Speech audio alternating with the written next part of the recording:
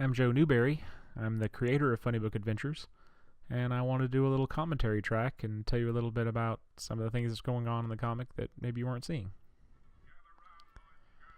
So, first of all, I changed this title. This did originally say Wiz Comics Presents. Changed to Funny Book Adventures. There's Captain Marvel, the original, based on Fred McMurray. Oh, it's night in the city. Notice that it's almost about to strike midnight, and as the mysterious stranger shows up, midnight starts striking. And as it finishes striking midnight, it will be exactly when they start to walk downstairs. Now, as everybody always asks, why does Billy decide to go with this mysterious stranger? I guess he just has a trustworthy face, even though all we can see is his eyes. Billy just has no problem with him. This is one of the things I love about Captain Marvel comics, is that they're so absurd sometimes with something that in another comic would have been done with just they magically appeared in the place where they're supposed to be, or a wizard just did it. In this case, a magical subway train takes Billy and the mysterious stranger where they need to go. And then the train merely runs into basically the end of the cavern. How it's going to go back, I guess it's going to run in reverse to go back where it came from. I don't know. Here's the 7 deadly enemies of sin, rather than the 7 deadly enemies of man, rather than the 7 deadly sins. They're exactly the same. And there's Mr. Shazam, the wizard, with his Sword of Damocles style block over his head. And there's a globe with North and South America on it, because I guess that's Shazam's major focus. This voice for Shazam was the thing that made this take 3 years. Getting his voice right was a huge annoyance, because I had recorded it multiple times. At one point I had different versions of his voice all through the thing, and I was trying to find the right voice.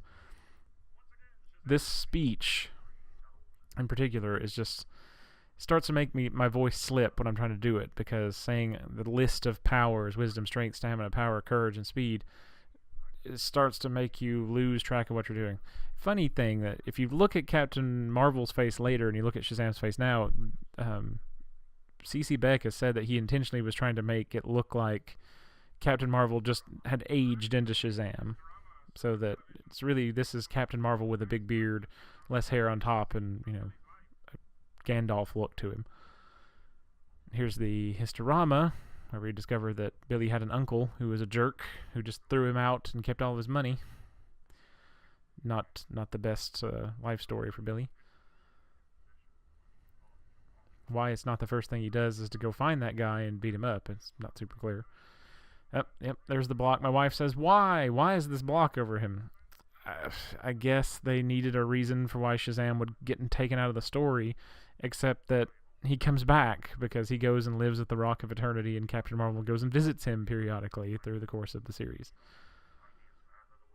I was very happy. I added this little rising musical montage thing at the last minute. This is one of the final things I did to the series, and I really liked the effect of that. Although I would like to have had it go into something there, but I just couldn't find anything else, and I just wanted to get this published and out. And apparently this was done just in the nick of time, because right after he turns into him, oh no, the block fell and killed Shazam. Why Captain Marvel didn't fly over and help him before he was crushed to death, apparently it was just what's supposed to happen. Now you'll see the clock strikes 1, so it's been exactly an hour since Billy went down in the subway tunnel. I thought that was really kind of cool, significant thing that they bothered to show the time, that right as the mysterious stranger showed up, it was midnight, and then it was 1 o'clock when it was over. Here's an effect I truly loved making and was so pleased with, particularly the last thing where it highlights it. It's an old movie effect to have something be highlighted on the screen with a darkened area and a bright white area in the front of it. There's Abbott and Costello, who decided to find out about the boss. Billy just assumes the boss has to be the Phantom Scientist. Maybe the boss maybe they worked for a baseball team and they were just talking about the manager. Who knows? But Billy does some investigation, and fortunately he was right this time, but this could have gone a whole other way if it turned out he was wrong about where the Phantom Scientist actually was. Now, if you find out where a Phantom Scientist is living, the best thing you can do, I guess, is go tell the head of the radio company, the Amalgamated Broadcasting Company, rather than telling, I don't know, the police or the FBI. or just instantly turning into Captain Marvel and going to stop him, but I guess Billy was angling for a job. Also, if you notice, Billy never puts down those newspapers. He's carrying them when he goes down into the subway tunnels. He's got them whenever he's talking to Shazam. He has them whenever he comes out of the subway tunnel, and he's still got them when he goes to see Mr. Morris. He's also dropping them all over the place at the same time, though. I'm sure some people would probably like to have those papers. Mr. Morris's voice, also horribly troublesome. Had a lot of problems trying to get this voice right. I tried him as like a Sean Connery voice. I did research about who his look was based on and tried to watch that actor who has kind of a Scottish accent. I was trying to do like a Mr. Howell voice, and I just could not get a voice I was satisfied with. In the end, I used a trick that David Cross uses in his comedy where he would hold his throat to do a voice, to change his voice, and I felt like that worked out pretty well. I was pleased with the Mr. Morris voice way more than Shazam's voice. Here's a mistake right there where instead of saying to the observation tower, I said to the top of the observation tower. But I just left it in because it's really fast and it makes more sense to say the top of the observation tower than just to the observation tower. There were also a couple of places where I had used contractions where there were single words for the same reason. And then here he does his leap, which is an effect I was pretty pleased with.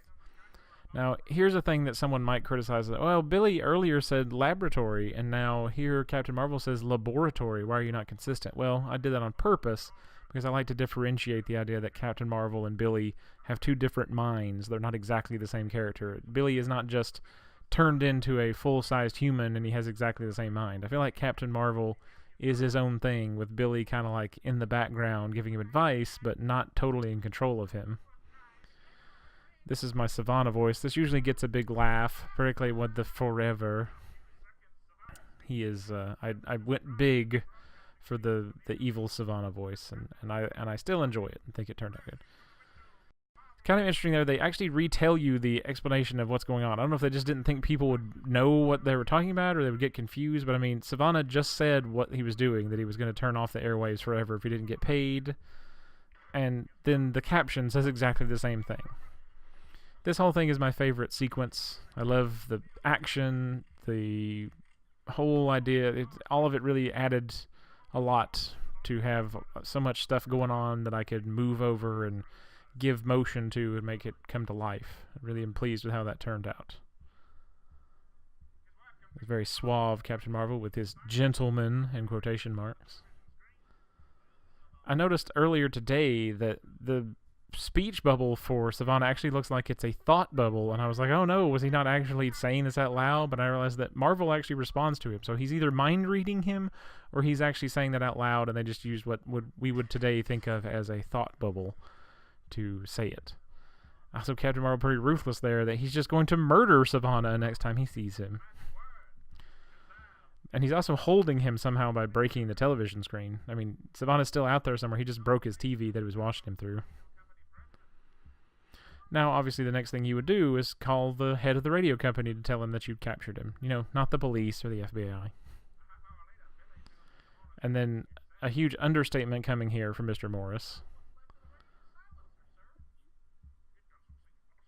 Yeah, it doesn't seem possible that he did all of it, does it? It does seem a little odd that a 13-year-old boy was able to defeat two bad guy, full-grown adults and break up a radio silencer single-handedly.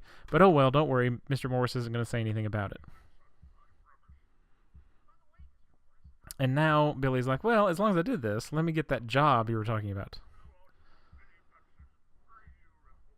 Does Billy know anything about broadcasting? Does he have the ability to talk on the radio?